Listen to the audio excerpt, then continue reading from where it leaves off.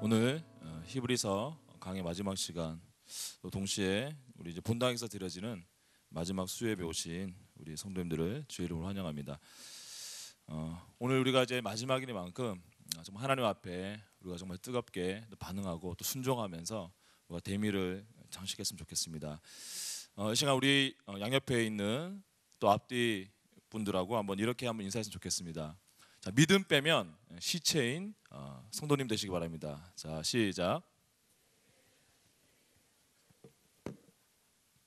아멘. 저는 2005년 1월 29일 날 당시 33살의 나이로 결혼을 했습니다. 제가 월요일 날 아주 기분 좋은 문자를 받았습니다. 이제 어떤 권사님이 문자로 뭘 보내셨냐면, 목사님 이제 이번 주가 히브리서 강의 마지막 주간이네요. 또 본당에서 드려지는 마지막 또 수요예배입니다.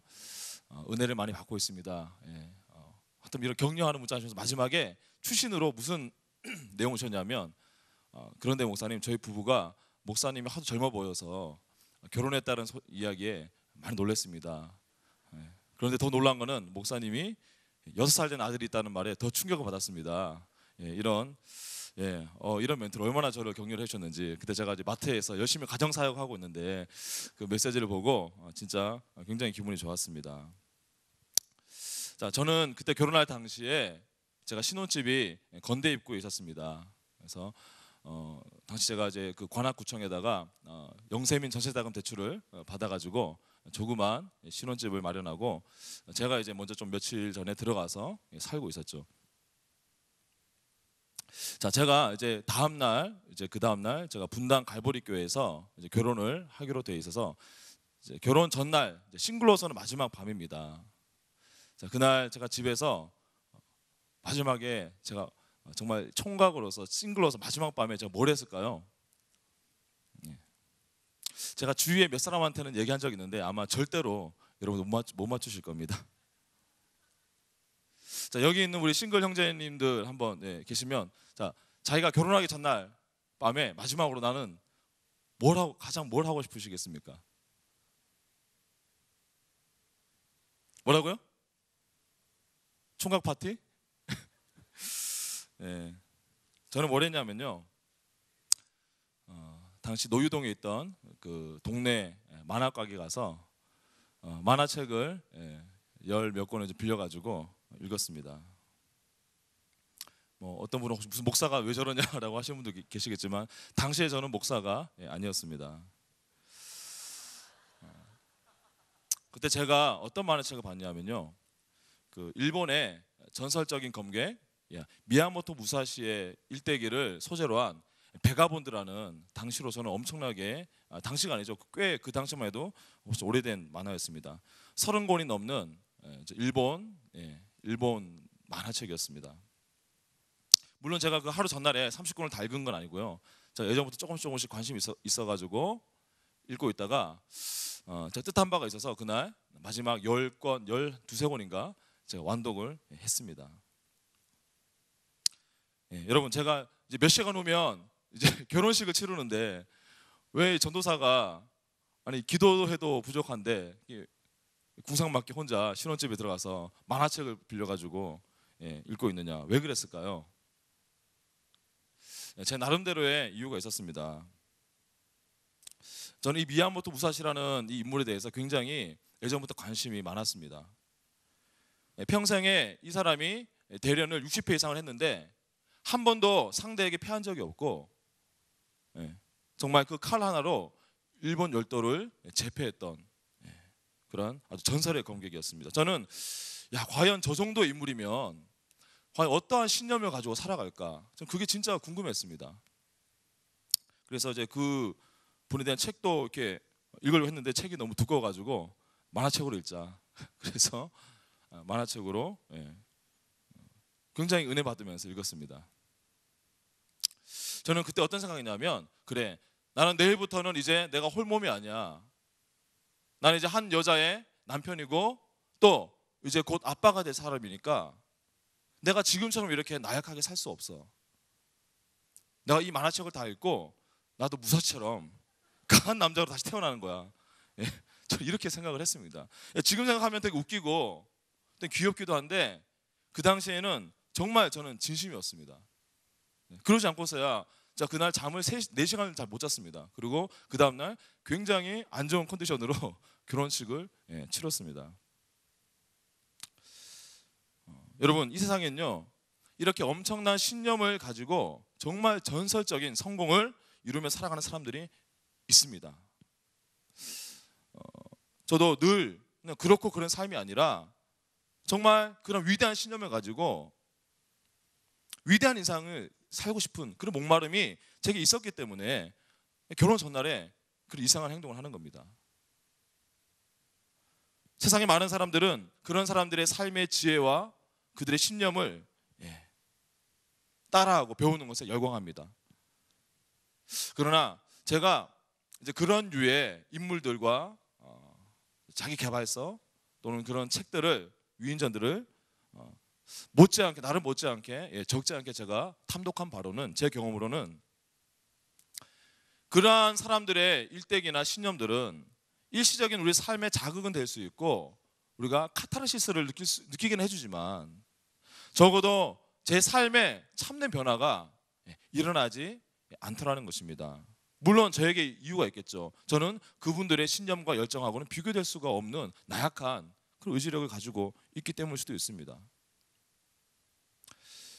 제가 오늘 히브리서 11장부터 13장까지 이 마지막 이 말씀을 앞두고 이렇게 여러분들에게 이 말씀을 드린 이유는 우리가 신념이라는 것과 믿음이라는 것에 대해서 우리가 구별을 우리가 명확하게 할 수 있어야 되기 때문입니다.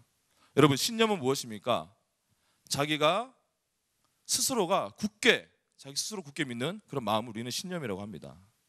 우리 주위에는 특별히 신념이 뛰어나고 강한 사람들이 많습니다.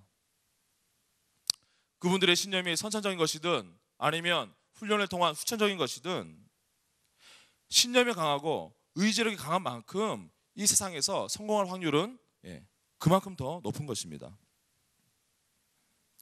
자, 거기에 반해 믿음이라는 것은요 우리 안에서 나올 수 있는 것이 아닙니다. 믿음은 하나님을 붙들 때 하나님의 말씀이 내게 들어올 때 생기는 것이 믿음입니다. 우리에게 진정으로 필요하고 우리의 삶을 진정으로 변화시키고 무엇보다 우리의 영원한 운명에 영향을 주는 것은 신념이 아니라 바로 이 믿음입니다. 우리는 바로 이 믿음으로 이 세상을 살고 이 믿음으로 하나님 안에서 영원한 생명을 우리가 누려야 하는 것입니다. 다른 말로 믿음으로 우리는 영적인 성공을 우리가 이루어야 하는 것입니다. 강한 신념은 이 세상의 성공에 보탬은 되지만 거기에 비해서 강한 믿음은요 진리 안에서 저와 여러분을 성공할 수 있게 만들어주는 것입니다. 자, 히브리서 11장 1절에서 바로 그런 믿음이 무엇인지 믿음에 대해서 정의하고 있습니다. 한번 우리 히브리서 11장 1절 말씀을 같이 읽겠습니다. 자, 시작. 믿음은 바라는 것들의 실상이요 보이지 않는 것들의 증거니. 아멘. 우리의 시력은 보이는 것들을 보게 하고 그 보이는 것들을 보면서 우리가 그것을 확신하게 만들어주는 것이지만 우리 안에 있는 믿음은 보이지 않는 것들을 볼 수 있게 하고 보이지 않는 것들에 대한 실상을 가지고 우리가 확신을 갖게 만드는 것입니다. 여러분 이러한 믿음이 우리에게 있다면 그 믿음은 우리에게 무엇을 해줄 수 있을까요? 11장 3절 말씀 같이 읽겠습니다. 시작. 믿음으로 모든 세계가 하나님의 말씀으로 지어진 줄을 우리가 아나니 보이는 것은 나타난 것으로 말미암아 된 것이 아니니라. 아멘. 만약에 우리에게 믿음이 있다면 우리는 우리 눈에 보이는 이 모든 것은 보이지 않는 하나님이 그것을 만드셨고 창조하셨다는 것을 우리가 알고 볼 수가 있게 되는 것입니다. 여러분 이것을 믿으십니까? 제가 믿음의 눈이 띄어지기 전에는 저는 죽어도 이것을 믿을 수가 없었습니다. 믿고 싶어도 믿어지지가 않았습니다. 그러나 하나님이 저에게 믿음을 선물로 주셨을 때 저는 그것을 보게 되었고 알게 되었습니다. 두 번째, 믿음은 우리에게 무엇을 해줍니까? 11장 6절 말씀을 같이 읽겠습니다. 시작. 믿음이 없이는 하나님을 기쁘시게 하지 못하나니 하나님께 나아가는 자는 반드시 그가 계신 것과 또한 그가 자기를 찾는 자들에게 상 주시는 이심을 믿어야 할지니라. 아멘. 믿음은 하나님의 살아계심과 하나님의 존재를 우리가 알게 하고 그것을 믿게 해줍니다. 그리고 믿음은 하나님은 존재하지만 찾아갈 때마다 우리가 벌 주는 그런 하나님이 아니라 하나님은 당신을 찾는 자들에게 상 주시고 또 사랑과 자비와 선을 베푸시는, 우리와 인격적으로 교제하기 원하시는 그런 분이라는 것을 우리로 하여금 알게 해주고 느끼게 해준다는 것입니다. 여러분, 히브리서 11장은 우리가 잘 아는 것처럼 히브리서 11장의 별명이 뭐죠? 믿음장이라는 별명이 있습니다. 이 히브리서 11장에 보면은 이 짧은 이 말씀 가운데 홍수 이전부터 이스라엘 역사 중에 나오는 그런 어마어마한 믿음의 위인들이 등장합니다. 저는 그 중에서 오늘 워낙 많아서 여러분들과 아브라함에 대해서 좀 잠시 아브라함의 믿음에 대해서 나누기를 원합니다. 우리 성경에 보면 정말 어마어마한 믿음의 위인들이 많지만 저는 오늘 이 히브리서 11장 17절에서 19절까지 나와 있는 이 딱 석절의 말씀, 이 말씀 때문에 저는 제 개인적으로는 이 아브라함을 성경에 나오는 모든 인물들 중에 믿음의 갑, 믿음의 조상으로 저는 주저없이 인정하고 선정합니다. 우리 다 같이 히브리서 11장 17에서 19절 말씀 같이 읽겠습니다. 시작. 아브라함은 시험을 받을 때에 믿음으로 이삭을 드렸으니 그는 약속을 받은 자로 돼 그 외아들을 드렸느니라. 그에게 이미 말씀하시기를 내 자손이라 칭할 자는 이삭으로 말미암으리라 하셨으니 그가 하나님이 능히 이삭을 죽은 자 가운데서 다시 살릴 줄로 생각한지라. 비유컨대 그를 죽은 자 가운데서 도로 받은 것이니라. 아멘. 저는 아브라함을 두 가지 측면에서 진짜 엄청난 사람이라고 저는 생각합니다. 첫 번째 이유는, 자, 아브라함이 하나님께 누구를 바쳤죠? 자기 나이 100세 때 정말 하나님의 간섭하심과 기적으로 낳은, 눈에 넣어도 아프지 않는 그 아들 이삭을 하나님의 말씀을, 그것도 하나님의 말씀을 따라서 제물로 바치려고 그 아들을 각을 뜨려고 했던 무서운 사람입니다. 저도 아들이 있지만 여러분, 이건 상상할 수 없는 겁니다. 아니, 자기 몸을 그냥 자기가 드렸지, 아니, 누가 자기 아들을 그렇게 각을 뜰 수가 있겠습니까? 그런데 어쨌든 아브라함은 실제로 순종해서 바쳤고, 아브라함의 그 믿음을 확인한 하나님은 바로 그 순간 아브라함을 막으셨습니다. 자, 두 번째, 아브라함이 엄청난 사람이라는 이유가 바로 이 모든 행위를 하고 있던 그 과정 속에 아브라함의 마음속에 깔려있던 그 믿음이 그게 진짜 엄청난 것이라는 거죠. 어떤 믿음입니까? 하나님이 이삭을 주시면서 아브라함이 뭐라고 약속하셨습니까? 이삭이 상속자다. 이삭을 통해서 바다의 모래와 같은 큰 민족을 내가 이루겠다. 하나님이 약속하셨습니다. 다른 사람도 아니라. 자, 그런데 그 하나님이 지금 이삭을 죽이라니, 이게 앞뒤가 맞지가 않죠, 논리적으로. 아마 아브라함의 믿음이 아니었으면 이거는 누구라도 하나님을 의심할 수밖에 없고 하나님에 대해서 회의할 수밖에 없는 그러한 말씀입니다. 그런데 아브라함은 이것을 믿음으로 어떻게 해석합니까? 이삭을 바치라는 것도 하나님이시고 그 이삭을 통해서 큰 민족을 이루겠다고 약속하신 분도 하나님이시기 때문에 하나님은 반드시 약속을 이루신 분이시다. 하나님이 살아계시다면 내가 이삭을 순종해서 죽이더라도 하나님이 이삭을 부활시키시든지 아니면 이삭에게 갈라진 목을 다시 붙이시든지 하나님은 반드시 당신의 약속을 이행하신 분이시다라는 이 믿음을 아브라함이 가지고 있었다는 것입니다. 이 엄청난 믿음의 위인에 대해서 바울은 로마서 4장을 통틀어서 그에 대해서 설명하고 있습니다. 정말 세상에 감당할 수 없는 믿음, 하나님이 인정할 수밖에 없는 그런 믿음이었던 것입니다. 자, 오늘 우리가 보고 있는 이 히브리서 11장에는 믿음으로 하나님의 기적을 경험한 인물들도 많이 나오지만, 그런데 또 한 부류가 나옵니다. 어떤 사람들이냐면 믿음으로 환난과 고난을 끝까지 견디는 사람들도 나옵니다. 히브리서 11장 35절에서 39절 말씀을 같이 읽겠습니다. 시작.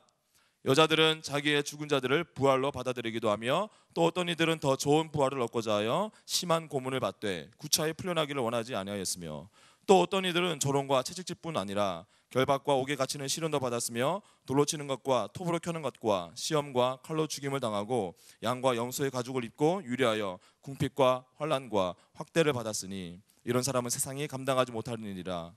그들이 광야와 산과 동굴과 토굴에 유리하였느니라. 이 사람들은 다 믿음으로 말미암아 증거를 받았으나 약속된 것을 받지 못하였으니.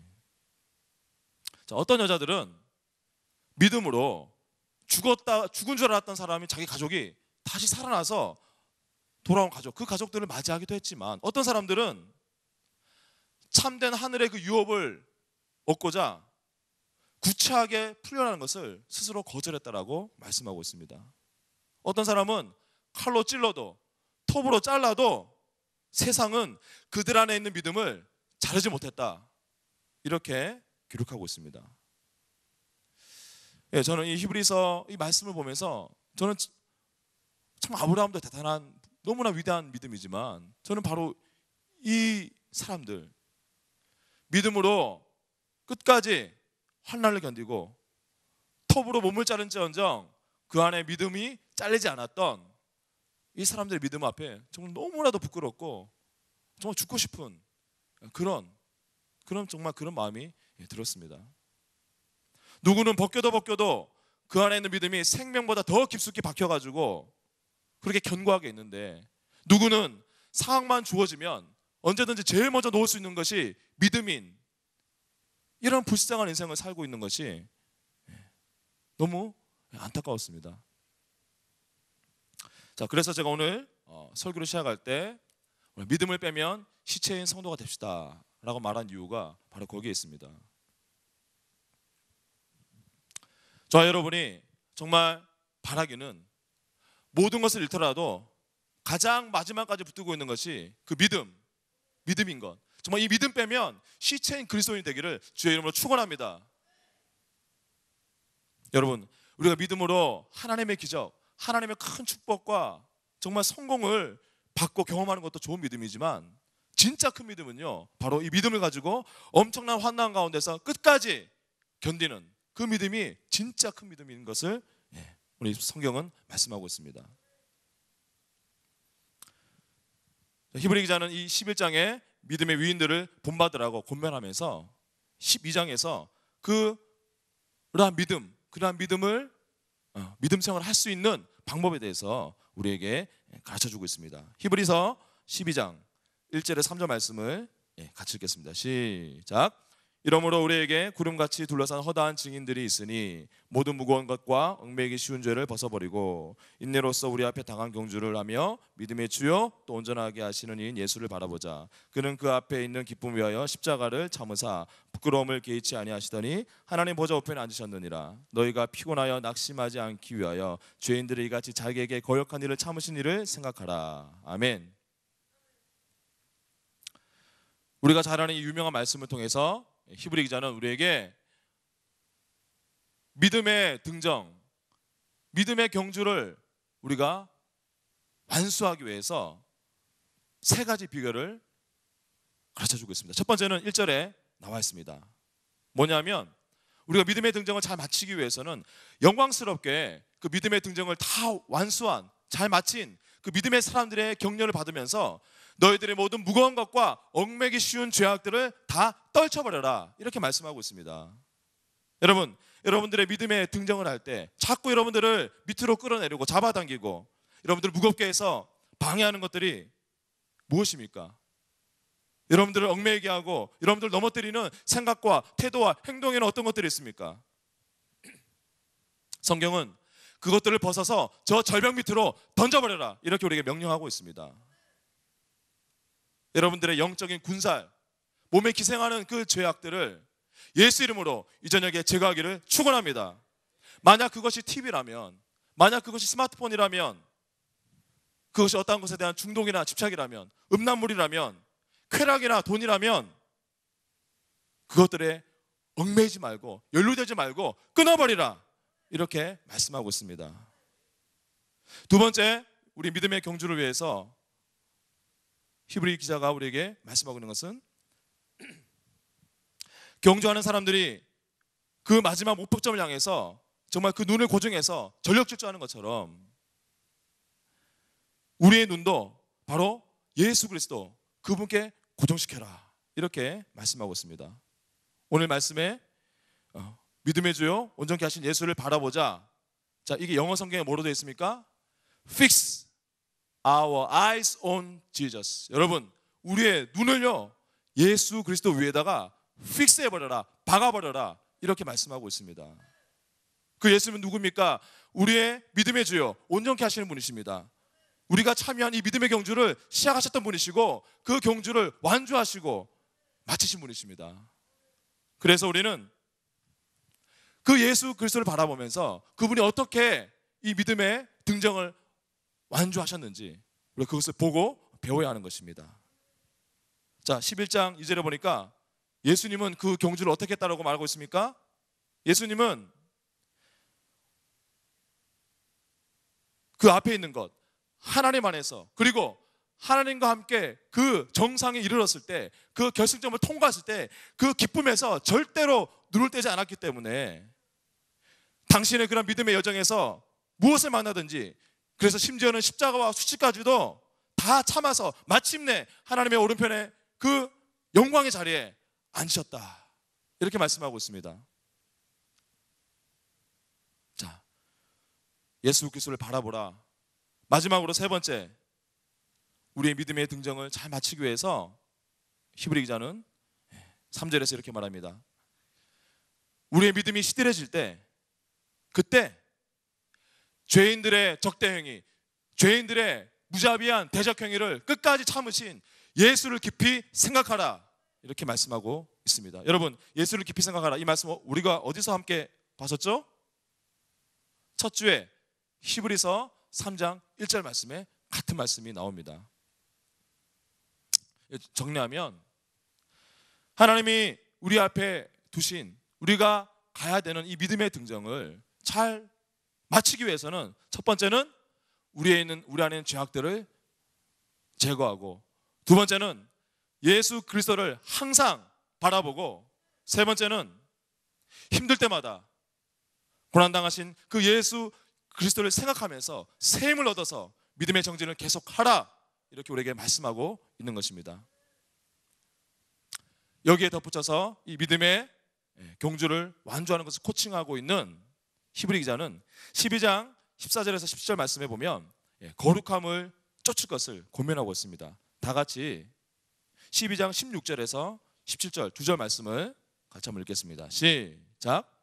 음행하는 자와 혹 한 그릇 음식을 위하여 장자의 명분을 판 에서와 같이 망령된 자가 없도록 살피라. 너희가 아는 바와 같이 그가 그 후에 축복을 이어받으려고 눈물을 흘리며 구하되 버림바가 되어 회개할 기회를 얻지 못하였느니라. 여러분, 유진 피터슨은요, 이 구절을 자신이 번역한 성경책에 아주 센스 있는 단어로 이렇게 표현하고 있습니다. 제가 한번 읽어드리겠습니다. 에서 증후군을 조심하십시오. 잠깐 동안의 욕구 충족을 위해 평생 지속되는 하나님의 선물을 팔아넘기는 일은 없어야 합니다.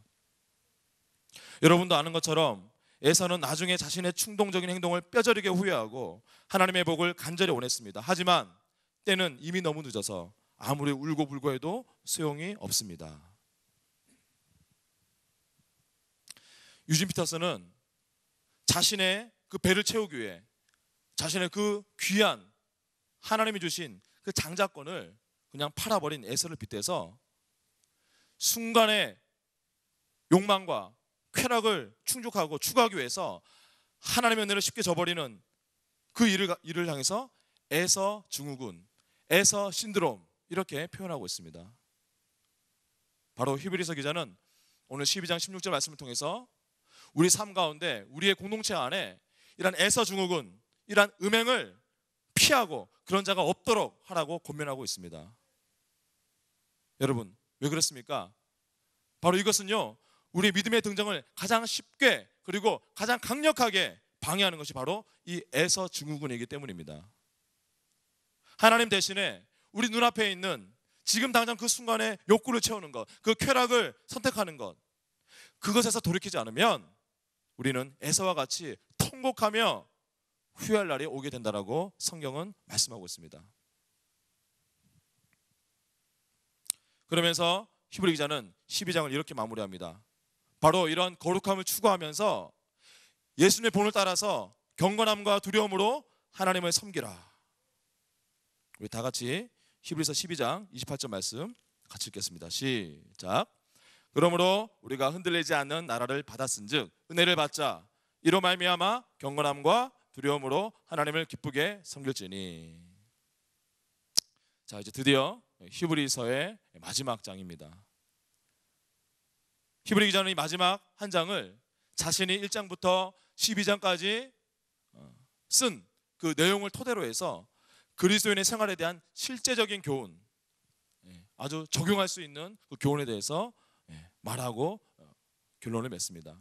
첫 번째는 자, 같은 동료 그리스도인들에게 우리가 어떻게 해야 되는지 13장 1절에서 3절 말씀에 말씀하고 있습니다. 같이 읽겠습니다. 시작. 형제 사랑하기를 계속하고 손님 대접하기를 잊지 말라. 이로써 부지 중에 천사들을 대접한 이들이 있었느니라. 너희도 함께 갇힌 것 같이 갇힌 자를 생각하고 너희 몸을 가졌은즉 학대받는 자를 생각하라. 자, 형제를 사랑하되 두 가지 방법으로 사랑해라. 첫 번째는 서로의 필요를 채워주라. 두 번째는 고난당하는 그 사람들의 필요를 채워주라. 옥에 갇힌 사람들처럼 고난당하고 사람들에게 쉽게 잊혀지는 그 사람들을 위해서 그들의 필요를 채워주면서 계속 형제들을 사랑하기를 힘쓰라라고 말씀하고 있습니다. 여러분, 우리가 이 히브리서를 정상적으로 제대로 공부했다면 우리는 두 번째로 이렇게 가정생활을 해야 됩니다. 13장 4절에서 5절 말씀 같이 읽겠습니다. 시작. 모든 사람은 결혼을 귀히 여기고 침소를 더럽히지 않게 하라. 음행하는 자들과 가늠하는 자들을 하나님이 심판하시리라. 돈을 사랑하지 말고 있는 말을 족한 줄로 알라. 그가 친히 말씀하시기를 내가 결코 너희를 버리지 아니하고 너희를 떠나지 아니하리라 하셨느니라. 아멘. 여기 보면요, 아마 2000년 전도 마찬가지고 지금도 마찬가지입니다. 가정을 깨트리는 가장 주범 뭐죠? 성적인 타락과 돈에 대해서 말씀하고 있습니다. 믿음의 가정을 위해서는 첫 번째, 결혼을 귀하게 여겨야 된다. 무슨 말입니까? 절대로 바람 피면 안 된다는 얘기입니다. 자신의 쾌락을 위해서 바람 피고 그렇게 살아가면서 배우자와 자녀에게 씻지 못할 상처를 준 그 사람이, 물론 회개하면 하나님 용서해 주시겠죠. 그거 어떻게 할 겁니까? 두 번째로는 돈을 사랑하지 말고 있는 말을 족한 줄로 여겨라. 여러분, 로또 이런 많은 사람 로또를 바라고 저도 한때 바랬습니다. 근데 그 로또 때문에 얼마나 많은 가정들이 깨어집니까? 우리가 이 물질주로부터 가정을 지킬 수 있는 방법은 첫 번째는 돈을 소유하는 것 때문에 온 가족이 거기에 집중하는 그런 돈을 사랑하는 하지 말라. 두 번째가 있는 말을 족한 줄로 여기라. 이렇게 말씀하고 있습니다. 자, 세 번째 교훈은 우리 삶 속의 교훈, 교회 생활에 대해서 말씀하고 있습니다. 우리 13장 9절 말씀을 같이 읽겠습니다. 시작. 여러 가지 다른 교훈에 끌리지 말라. 마음은 은혜로서 굳게 함이 아름답고 음식으로서 할 것이 아니니 음식으로 말미암아 행한 자는 유익을 얻지 못하였느니라. 아멘. 자, 지난주에 제7일 안식교에 대해서 잠깐 말씀드렸죠. 이 안식교인들처럼 뭐를 먹어야 되고 뭐를 먹으면 안 된다, 이것이 지금 중요한 것이 아니라 우리가 교회 생활할 때, 신앙생활할 때 무엇으로 마음을 튼튼하게 하고 지켜야 되냐면 바로 예수 그리스도의 은혜로 우리 마음을 든든하게 하라, 이렇게 말하고 있는 것입니다. 그래서 이상한 교훈에 끌리지 마라, 이단에 빠지지 말라, 이렇게 말씀하고 있습니다. 네 번째는 하나님께 대해서 이렇게 실제적인 교훈을 주고 있습니다. 먼저 13장 12절에서 13절 말씀을 먼저 읽겠습니다. 자, 시작. 그러므로 예수도 자기 피로써 백성을 거룩하게 하려고 성문 밖에서 고난을 받으셨느니라. 그런즉 우리도 그의 치욕을 짊어지고 영문 밖으로 그에게 나아가자. 자, 15절에서 16절 말씀 같이 읽겠습니다. 시작. 그러므로 우리는 예수로 말미암아 항상 찬송의 제사를 하나님께 드리자. 이는 그 이름을 증언하는 입술의 열매니라. 오직 선을 행함과 서로 나누어 주기를 잊지 말라. 하나님은 이 같은 제사를 기뻐하시느니라. 아멘. 여러분, 하나님이 기뻐하시는 영적인 제사는 바로 이것이라고 말씀하고 있습니다. 예수님에 대해서 헌신하라. 어느 정도로? 그리스도와 함께 능력의 자리까지 같이 갈 수 있는, 어떤 순간에도 그분에서 떨어져 나가지 않는 그 헌신이 있어야 된다. 두 번째로는 항상 예수님을 통해서 찬송의 제사, 찬미의 제사를 드리라 말씀하고 있습니다. 우리 삶 속에서 날마다 찬양하라고 명령하고 있습니다. 마지막 세 번째는 다른 사람들에게 선을 행하고 친절을 베풀라. 이것이 하나님이 받으시는 예배가 된다. 영적인 제사가 된다. 이렇게 말씀하고 있습니다. 마지막 다섯 번째 교훈은 교회 지도자들에 대해서 말하고 있습니다. 자, 13장 17절 말씀을 같이 읽겠습니다. 시작. 너희를 인도하는 자들에게 순종하고 복종하라. 그들은 너희 영혼을 위하여 경성하기를 자신들이 청산할 자인 것 같이 하느니라. 그들로 하여금 즐거움으로 이것을 하게 하고 근심으로 하게 하지 말라. 그렇지 않으면 너희에게 유익이 없느니라. 아멘. 이 말씀은 목회자와 성도들을 향해서 동시에 말씀하고 있습니다. 먼저 목회자에게는 뭐라고 말씀하고 있습니까?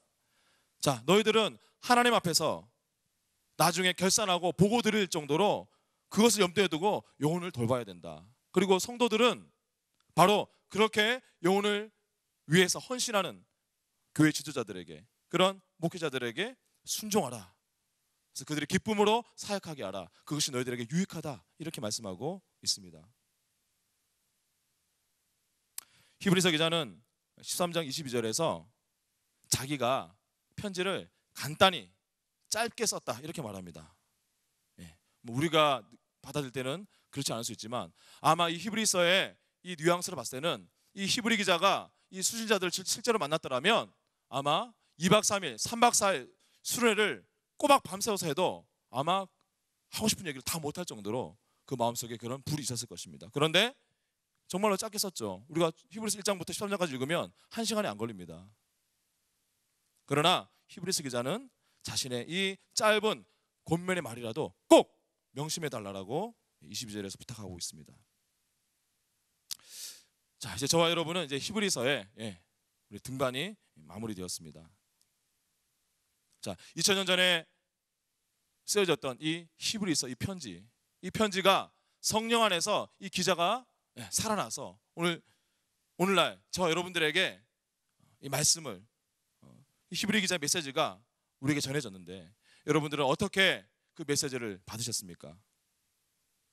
저는 개인적으로 이 히브리서 강의 설교를 이 수요예배가 본당에서 마무리되기 전에 할 수 있었던 게 저는 너무나 정말 감사할 따름입니다.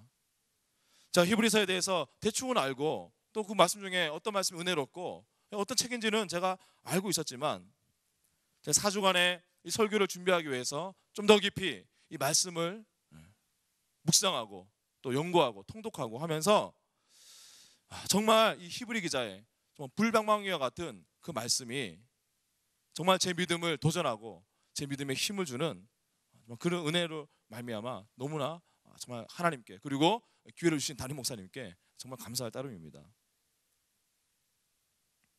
자, 2000년 전에 유대교로 다시 돌아갈 유혹과 핍박을 받고 있었던 유대 그리스도인들에게 쓰여졌던 이 히브리서, 이 편지는 13장에 13장에 걸쳐서 오늘날 저 여러분들에게 언제든지 마음만 먹으면 세속으로 돌아갈 수밖에 없는, 세속으로 돌아가야 될 것만 같은 유혹을 받고 있는 우리들에게 이렇게 부탁을 하는 편지인 것입니다.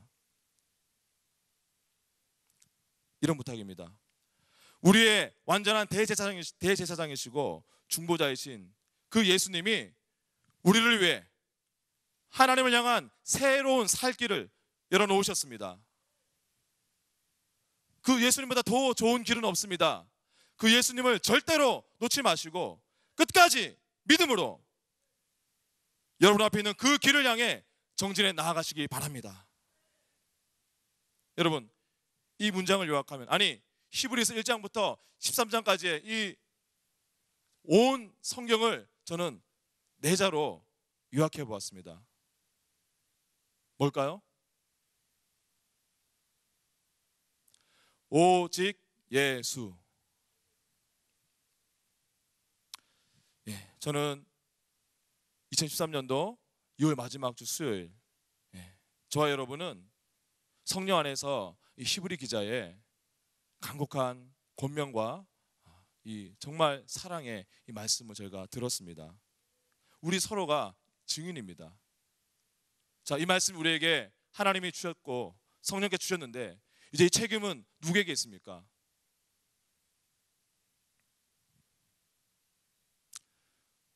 이 히브리서를 마치면서 정말 이 자리에 있는 저와 여러분들이 정말 오직 예수님을 바라보고 오직 예수님만 품고 오직 예수께 붙들림화 되어서 바로 지금 이 순간부터 우리가 세상이 감당할 수 없는 그 믿음으로 살기를 결단하시는, 그 이름으로 승리하시는 저와 여러분 되시기를 주의 이름으로 축원합니다. 우리 함께 찬양하고 기도하고 마치겠습니다. 원래는 제가 오늘 찬송가 357장을 하려고 했는데, 아까 그 우리 말씀 전에 찬양했던 찬양 중에 우리 죄 위에 죽으신 주, 그 찬양 자막 가사 준비 됐나요? 그러면 한번 우리 이 찬양 하시고 우리 설교를 마치도록 하겠습니다.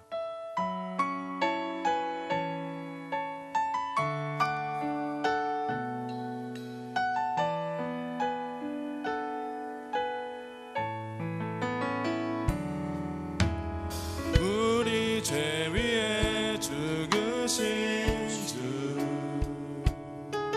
십자가 그 사랑 감사네. 날마다 주의 형상대로 변화되리라. 십자가 우리를 새롭게 하리. 놀라운 사랑 찬양하리라. 우리를 위해 생명 주셨네. 놀라운 사랑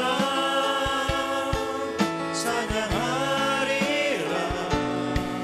십자가의 그 능력. 우리 죄 위에 죽으신 주,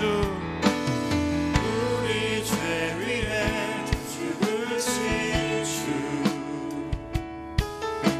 십자가 그 사랑 감사하네. 날마다 주의 형상대로 변화되리라. 십자가 우리를 새롭게 하리. 놀라운 사랑 찬양하리라. 우리를 위해 생명 주셨네. 놀라운 사랑 찬양하리라. 십자가의 그 능력. 놀라운 사랑 찬양하리라. 놀라운 사랑 찬양하리라. 우리를 위해 생명 주셨네. 놀라운 사랑 찬양하리라. 십자가의 그 능력.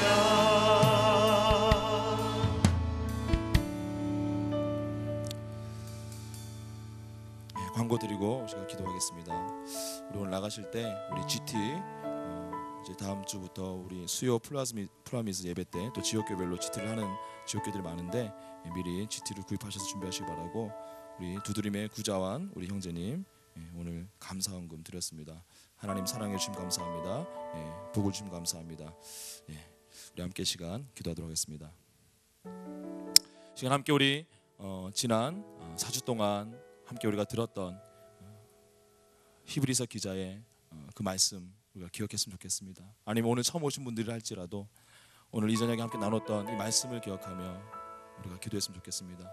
여러분, 히브리서 기자가 대제사장이신 예수 그리스도, 그 지성소의 휘장을 찢으시고 우리를 위해서 당신의 모든 피를 쏟아서 하나님께 나아가시는 길을 만드신 그 예수님, 히브리서 기자가 말한 그 예수님의 보혈의 값은요, 이 지구상의 인구 60억 명 그 보혈의 값을 우리가 다 믿게 60억이 다 믿는다고 해서 나누기 60 한 것이 아닙니다. 60억을 한 것이 아니라 60억분의 1이 아니라 나에게 돌아오는 그 은혜의 그 보혈의 크기가 인류 역사를 살아왔던 그 사람들의 인구 나누기 그 수억 명분의 1이 아니라, 여러분, 예수님의 보혈의 값은 저에게 다 쏟으셨고 여러분 한 분들에게도 하나도 하감 없이 다 쏟으신 그 사랑과 희생입니다. 이 저녁에 함께 우리가 보았던 11장에 톱에 그 몸이 잘리더라도 그 믿음을 놓지 않았던 그 사람에게 부어진 은혜나, 지금 오늘 이 순간 오늘을 살아가고 있는 저와 여러분들에게, 나 한 사람에게, 여러분 한 사람에게 부어준 그 은혜는 동일합니다. 여러분, 그런데 왜 어떤 사람은 목숨이 죽는 순간까지도 그 믿음을 놓지 않고 그렇게 믿음의 경주를 감당할 수 있는데, 왜 어떤 사람은 가장 먼저 힘들 때 우리가 놓아버리는 것이 믿음이 되어지는지, 혹 우리 가운데 그런 모습이 있는지 돌아봤으면 좋겠습니다. 여러분요, 우리에게 지금 필요한 것은 세상이 열광하는 엄청난 신념이 아닙니다. 우리에게 필요한 것은 우리를 위해 모든 것을 쏟으신 그 예수 그리스도를 기쁘시게 하는 그 믿음에 우리가 목말라야 합니다. 우리의 이 믿음의 등정을 끝까지 완수하게 만들 수 있는 그 믿음에 우리가 목말라야 합니다. 예수님을 배신하지 않는, 끝까지 믿음을 지킬 수 있는 그 믿음이 저와 여러분들에게 필요한 것입니다. 여러분, 이 시간에 우리 함께, 오늘 이제 마지막 수요예배입니다. 이 본당에서 우리가 정말 주님 앞에 전심으로 기도했으면 좋겠습니다. 하나님, 저에게도 그런 믿음을 주십시오. 예수 그리스도 이름으로 제 죄를 제거하고 날마다 주님 바라보고 힘들 때마다 예수 그리스도 생각하면서 세상이 나를 잘라도, 세상이 나를 찔러도 내 안에 있는 그 믿음을 놓지 않는 그런 믿음을 저에게 주시옵소서. 성령 하나님 도와주시옵소서. 제가 이 저녁부터 다시 한번 새로운 믿음의 삶을, 승리의 삶을 살아갈 수 있도록 하나님 동행하여 주시옵소서. 함께 주여 세 번 외치고 기도하겠습니다. 주여,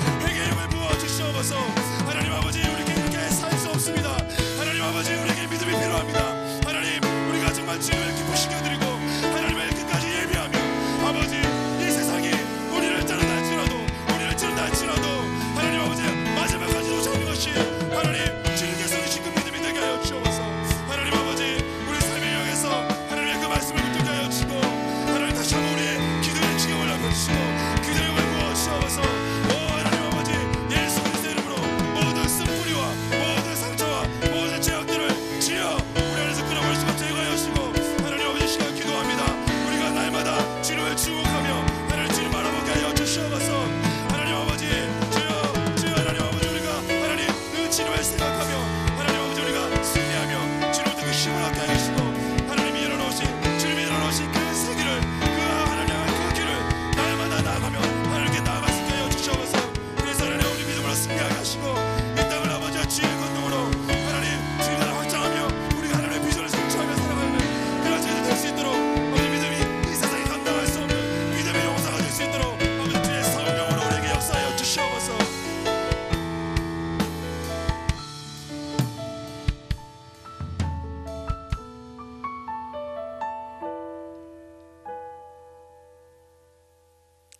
하나님 아버지,